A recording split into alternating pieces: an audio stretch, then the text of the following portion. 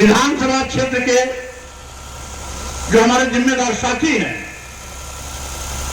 विधानसभा की committee, sector की committee और बूथ के पदाधिकारी कार्यकर्ताओं के साथ ये बैठक है। ये बैठक बहुत महत्वपूर्ण है और इसीलिए मैंने आपके बीच में समय दिया। इसी बहाने आप सबसे सीधे हमारी आपकी मुलाकात भी होगी और साथ ही साथ दो बात भी होगी। आज प्रदेश और देश की तस्वीर क्या है, किसी छिपी नहीं है। ये वही शिवतलगंज थाना है जहां कुछ दिन पहले हमारे शेड्यूल कास्ट चमार बिरादरी के एक ही घर के 4 लोगों की हत्या हुई थी। यही रायबरेली जिला है जिसमें अब तक 1 सैकड़े schedule caste, schedule tribe, backward class के लोगों की हत्या हो चुकी है। उसमें पासी भी शामिल है। सबसे ज्यादा पासी समाज के लोगों की हत्या हुई, उसके बाद मौर्य समाज के लोगों की हत्या हुई, उसके बाद शेड्यूल कास्ट के अन्य जातियों की भी हत्या हुई और बैकवर्ड क्लास के भी अन्य समाज की जातियों की हत्या हुई। बड़े पैमाने पर जातियों की हत्या हुई। मेरे पास आंकड़े हैं। आपकी इसी विधानसभा में तमाम गरीबों की जमीनें हड़पी जा रही हैं, खेत हड़पे जा रहे हैं, कुछ लोग सत्ता का दुरुपयोग कर रहे हैं और यहां तक कि जब यह कार्यक्रम यहां बना तो स्कूल के प्रबंधक को धमकी दी गई कि मौर्य जी यहां आएंगे तो स्कूल गिरा दिया जाएगा, ढा दिया जाएगा। ये धमकी देने वालों से मैं कहना चाहता हूं, तेरी अगर मां ने दूध पिलाया है तो यहां जो लोग बैठे हैं वो पानी पी के नहीं पैदा हुए हैं।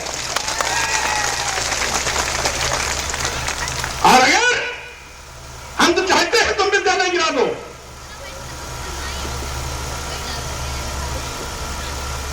विद्यालय अगर गिरा दोगे तो जिसको भी मैं यहां से विधायक बनाऊंगा वो अपने विधायक से पहली किस्त 10 लाख रुपया देकर के इस विधायक की बिल्डिंग फिर से बनवाएगा।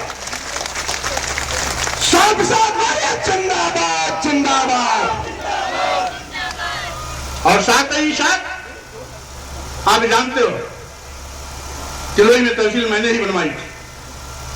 बिल्डिंग बनने के बाद भी तहसील राजा की कोठी में चलती थी।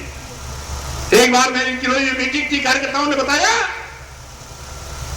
उसी समय अधिकारियों की मैंने बैठक की और हमने कहा 3 महीने के अंदर तहसील कोठी से, राजा की कोठी से निकलकर तहसील भवन में जाना चाहिए, उसके बाद तहसील भवन में चली गई। और इसीलिए यहां के लोग मेरे नाम से डरते हैं, थर्राते हैं कि अगर स्वामी प्रसाद मौर्य आ गए तो खटिया खड़ी बिस्तरा गोल होना तय है। आज हालत क्या है? धर्म की दुहाई देकर के लोगों ने सरकार बनाई, समाज को बांट करके लोगों ने सरकार बनाई, हिंदू मुसलमान को 2 खेमे में करके सरकार बनाई। मैं कहना चाहता हूं साथियों, ये सरकार जो अपने भगवान को धोखा दे सकती है, जो अपने राम का खजाना लूट सकती है, जो अपने राम पर चढ़ाए गए सोने चांदी हीरे पैसे को लूट सकती है, वो आपका भला नहीं कर सकती है।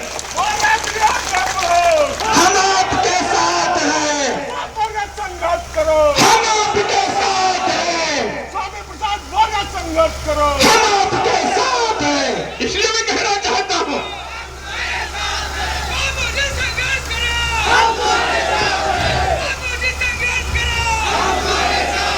इसलिए मैं कहना चाहता हूं, यह चोरों की सरकार है। कौन चोर? जो अपने भगवान राम को चूना लगा दिया, उनके मंदिर में चोरी कर लिया, ऐसे चोरों की सरकार है। इनसे बड़ा होने वाला नहीं है। और यही नहीं, इन्होंने किया क्या? देश के करोड़ों करोड़ों नौजवान को बेरोजगार बना बना दिया।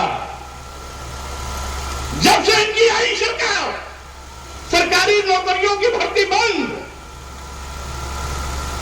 इन्होंने और क्या किया? देश के करोड़ों नौजवान को बेरोजगार बना दिया, सरकारी नौकरियां खत्म कर दी, और जो परीक्षा होती भी है, नीट जैसी परीक्षा, एक बार नहीं, दो बार नहीं, तीन बार नहीं, जब से भाजपा की सरकार बनी है 70 बार परीक्षा लीक आउट का शिकार हुई है। 70 बार। आखिर बताओ भाई, जब बार बार पेपर लीक आउट होगा, बच्चे तैयारी करते बड़ी मेहनत के साथ कि हम डॉक्टर बनेंगे, हम इंजीनियर बनेंगे, हम एडवोकेट बनेंगे, हम प्रोफेसर बनेंगे, आईएएस बनेंगे, आईपीएस बनेंगे, आपकी हर परीक्षा का पेपर लीक हो जाता है।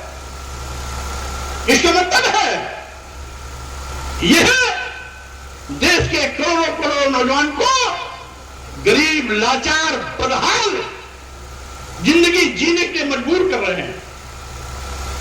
इनकी चाहत है देश का नौजवान पढ़े लिखे नहीं, अगर पढ़ेगा लिखेगा तो नौकरी मांगेगा। इसीलिए योगी सरकार ने उत्तर प्रदेश में 27,764 प्राइमरी स्कूल बंद करने का फैसला किया था।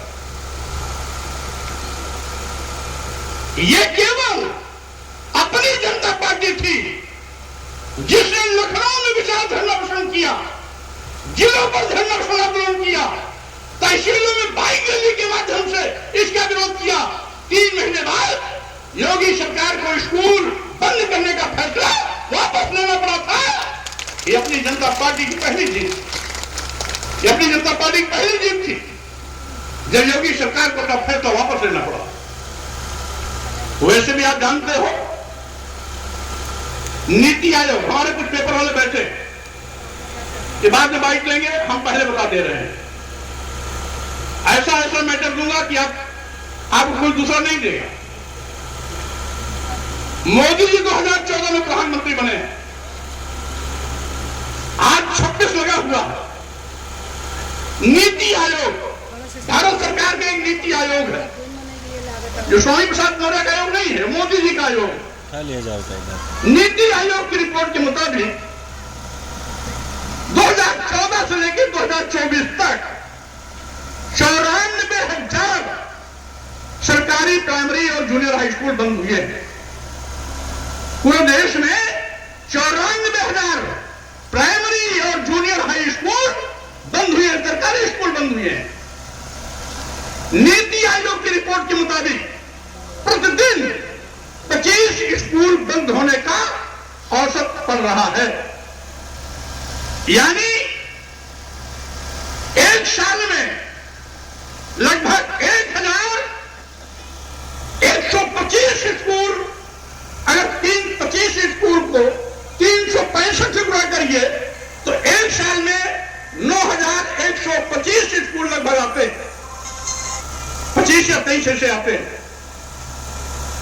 यानी एक साल में 9,000। अगर 9,000 के हिसाब से जोड़ लिया जाए, 25 और 26 को भी जोड़ लिया जाए, तो 94,000 के अलावा 15,000 ये अतिरिक्त है। आखिर सरकारी स्कूल बंद क्यों हो रहे हैं? पहले की सरकारें थी जो स्कूल बनवाई थी, और अब की सरकार है जो स्कूल बंद कर रही है। प्राइमरी और जूनियर हाई स्कूल कौन पढ़ता है? गांव के बच्चे पढ़ते हैं, गरीब के बच्चे पढ़ते हैं, जिसकी ज्यादा अच्छी माली हालत अच्छी नहीं है वो गांव के स्कूल में पढ़ाता है, और गांव के स्कूल की सरकार बंद करना चाहती है। ये चाहती है कि गांव के बच्चे पढ़ ना पावे, इसीलिए बारी बारी से स्कूल बंद कर रही है। स्कूल है भी तो अध्यापक नहीं है, कक्षाएं 5 है, अध्यापक 1 है। जब कक्षा 5 है तो एक अध्यापक 5 कक्षाओं कैसे पढ़ाएगा? तो स्वाभाविक रूप से ये सरकार जानबूझ के कर रही है